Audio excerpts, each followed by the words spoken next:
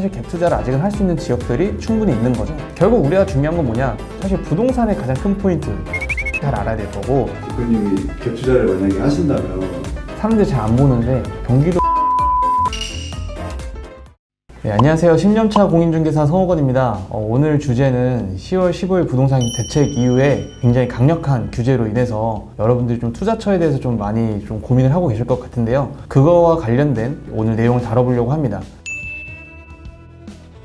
아시는 분들은 이미 아실 거예요. 서울 전 지역을 규제 지역으로 묶었고 경기도 일부 지역을 규제 지역으로 묶었습니다. 사실은 제가 이거에 대한 정보를 조금 더 먼저 들은 내용이 있었는데, 원래 그 전날까지 저희가 흔히 찌라시라고 하잖아요. 거기서는 이제 서울의 일부 지역은 빠지는 것들이 있었어요. 예를 들어서 동대문이라던가 이런 것들은 빠진다고 들었었는데, 막상 딱 정확하게 내용이 발표되고 나니까 서울 전 지역을 묶었다. 이거는 사실은 역대 전무한 내용이거든요. 그런 측면에서 사실 우리가 요즘 토지거래 허가구역으로 묶이고 나서 힘들어진 투자 중 하나가 사실 갭 투자인데요. 갭 투자는 매매가와 전세가 그 차이를 이제 갭이라고 하잖아요. 차이. 그 차액으로 어떤 부동산을 매입하는 거를 이제 갭 투자한다라고 얘기를 합니다. 쉽게 말씀드리면은, 만약에 매매가가 1억이다. 근데 그 부동산의 전세가가 8천만 원이다 라고 하면은 이제 2천만 원 차이가 있잖아요. 그럼 뭐 당연히 뭐 취득세도 있고 기타 뭐 중개사 비용도 있고 하겠지만, 우선 그런 건 제외하고 1억과 8천만 원 사이에 이제 2천만 원만을 가지고 이 부동산을 매입하는 걸 말합니다. 그렇기 때문에 이 갭 투자가 왜 좋았냐? 우리가 부동산 투자를 하고 싶은데 사실은 1억이라는 돈이 다 있지 않기 때문에 전세라는 제도를 이용해서 소액으로 부동산을 매입할 수 있기 때문에 이게 사람들한테 굉장히 인기가 많았던 겁니다. 근데 기본적으로 토지거래 허가구역에 묶이게 되면요, 실거주 의무가 2년 동안 생기기 때문에 내가 매매를 하게 되면 거기 살아야 됩니다. 그렇기 때문에 사실상 갭 투자를 묶었다라고 보시면 되겠고요. 그렇게 되면은 저희처럼 이제 막 부동산 투자를 하려는 사람들은 갭 투자를 시도조차 못 해보는 거예요.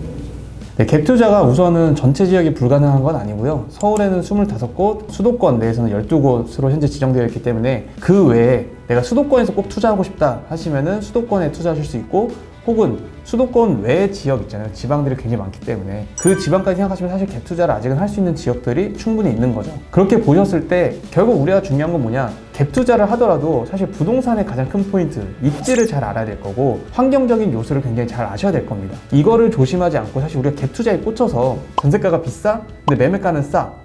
그래서 간혹 가다가 갭 투자는 역전세 나는 경우가 있거든요. 그래서 매매가보다 전세가 더 높은 경우도 간혹 있어요. 그러면 내가 매매를 하면은 돈을 돌려받는 경우도 있거든요. 그런 거를 보고 내가 돈도 안 들이고 그냥 살 수 있네? 라고 덜컥 사버리면 나중에 정말 큰일이 날 수가 있습니다. 실제로 제 지인이 겪었던 사례이기도 한데요. 인천 연수구를 이제 저희가 집중적으로 좀 한번 들어가 본 적이 있습니다. 2020년 1월, 2월 한 이쯤이었던 것 같아요. 그쯤에 이제 인천 연수구가 좀 많이 평가절하되어 있었어요. 그때 재건축이 이제 실행될 만한, 저희가 보통 30년을 기준으로 보거든요. 그래서 한 27년 정도? 투자 자체도 저희가 한 2년 정도를 바라보고 이제 해보자 라는 얘기로 그 지역을 임장을 많이 했습니다. 그래서 매매가는 한 3억 1천 정도 되는 시세가 있었고, 전세가 한 2억 7천에서 2억 9천 이렇게 있었습니다. 그래서 갭을 2천만 원에서 한 5천만 원 사이 정도로 이제 생각하고 아파트를 좀 이게 임장을 하게 됐는데, 실제로 그 지인분은 저랑 같이 임장을 하면서 너무 좋게 보시더라고요. 그래서 저도 물어봤어요. 근데 아니 막말로 이거 재건축 안 할 수도 있지 않냐, 3년 뒤에. 그럼 이거 어떻게 되는 거냐 라고 하니까, 재건축이 되고 안 되고가 중요한 건 아니고 새 아파트가 될 수 있다는 심리가 또 어쨌든 이 부동산 가격을 올리는 게 있잖아요. 그래서 그런 투자 방법도 많이 예측에, 그러니까 개발 호재라고 볼 수 있는 거죠. 그런 게 이제 그런 개발 호재를 보면서 또 인천 연수구라는 데가 접근성이 생각보다 좋거든요. 그래서 그런 것까지 판단하면서 그 지역 아파트에 투자할 거를 알아보시더라고요. 결론적으로 말하면은 그분은 이제 인천 연수구의 아파트를 아까 말씀대로 2천만 원, 그리고 어머니 것까지 해가지고 5천만 원 이런 식으로 해서 매입을 했는데 사실 인천이 한번 확 떴어요. 3억 1천에 사고 나서 바로 다다음 해 이제 6억 1천에도 누가 산다고 하더라고요. 그럼 사실 2배 뛰기를 한 거잖아요.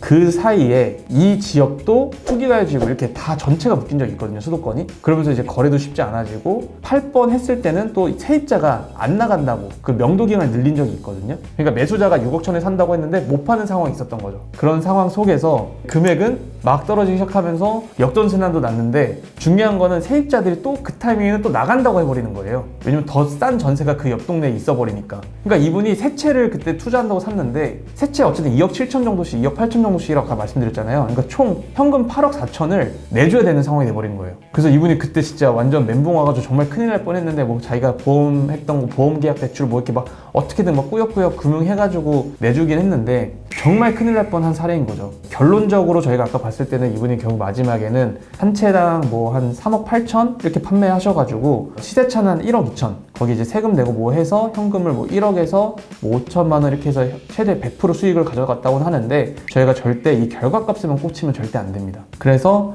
갭 투자를 하신다고 할 때는 지금 제가 처음에 말씀드린 대로 우리가 그 동네에 대한 분석이 굉장히 잘 돼 있어야 되고 개발 호재라는 것도 굉장히 잘 돼 있어야 되고 또 아까 말씀드린 대로 그렇게 잘 투자한다고 하더라도 우리가 이 흘러가는 상황에서 어떤 변수가 생길지 모르거든요. 이런 측면에서 여러분들이 시장을 보는 눈이 굉장히 중요하게 여겨질 것 같고요. 저는 일단 투자를 하면 저는 그래도 좀 제가 잘 아는 지역이 중요하니까 사람들이 잘 안 보는데 일단 경기도 양평 거기도 볼 수 있을 것 같고요. 또 파주? 남양주. 남양주도 좋은 것 같아요. 양평은 왜 추천하세요? 양평은 그냥 수도권에서 제일 싼 동네 중 하나예요. 그래서 정말 길게 보고 한 5년 정도 보고 하면 분명히 올라요. 저평가되어 있는 거예요? 저평가돼 있는 이유가 현재 교통편이 불편하거든요. 근데 이제 서울 양평 고속도로가 무조건 열려요. 지금 이제 또 다시 들어간다는 기사가 또 뜨고 있는데 그것도 제가 한번 보내드려도 되는데 양평이 원래는 평당 한 700만 원 선이었거든요. 2020년 때만 해도. 근데 서울 양평 고속도로가 예비 타당성이라는 게 있어요. 그 예비 타당성 통과가 되면 사실상 이제 국책 사업이 진짜 들어간 거라고 보시면 되는데 그 소식만으로도 아파트 분양가가 그때 당시 2021년도에 막 1,400만 원 이렇게 했어요. 네, 두배 뛰었어요. 그때 저는 이제 5천만 원 계약금 걸고 이제 가져간 거죠. 네, 실제로 할 수 있죠. 저도요, 실제로. 네, 실제로 하실 수 있고. 아주 무서워서 뭔가 샀다가 값이 내려갈 것 같아가지고. 맞아요. 아까 말씀드린 대로 좀 역전세난 부분은 분명히 고민을 하셔야 되는 부분이고 그랬을 때 우리가 어떻게 버틸 건가 하는 생각을 해봐야 되는데 당연히 겁나는 게 사실이고 하다못해 저희가 주식만 사더라도 겁나잖아요. 아파트는 기본적으로 1,000만 원, 5천만 원이면 당연히 겁나실 수밖에 없는데 그렇기 때문에 객관적인 지표가 되게 중요하고요. 임장을 다니실 때 어떤 거 위주로 많이 판단하세요? 이거 되게 보편적인 내용인데 일단 교통, 편리성 그리고 아무리 지방이지만 지방도 그래도 학군이 좀 편리한 데가 있고 안 편리한 데가 있거든요. 우리가 수도권이나 서울에만 있을 때는 다 똑같은 시골처럼 보려고 하지만 그 안에서도 입지 차이가 굉장히 많이 나요. 그런 입지적인 거 그리고 아파트로 봤을 때는 이제 가장 흔한 게 사실 대단지 아파트냐 아니냐 이런 걸 많이 보죠. 제가 한 번에 지금 되게 개론적인 얘기만 했는데 여기 당연히 요소요소로 보면 빠진 것도 많고 하던데 정책만 해도 굉장히 복잡해요. 요즘 너무 빠르게 변하고 있고 해가지고 이게 송출되는 시점과 지금 말하고 있는 시점과 또 다를 수도 있거든요. 그렇기 때문에 저희가 앞으로도 꾸준하게 한번 임장도 나가보고 사실 저도 꾸준히 투자를 하는 사람이기 때문에 제 관점에서도 말씀을 드리면서 그때마다 이 지역에 대한 분석도 제가 같이 해드릴게요. 어떤 호재가 있고 어떤 걸 조심하셔야 되고 그런 부분까지 다 하나씩 끌어가 보도록 하겠습니다. 그러면 다음 이야기들도 좀 궁금하시다면 좋아요와 구독 부탁드리고요. 다음에 또 찾아뵙도록 하겠습니다. 감사합니다.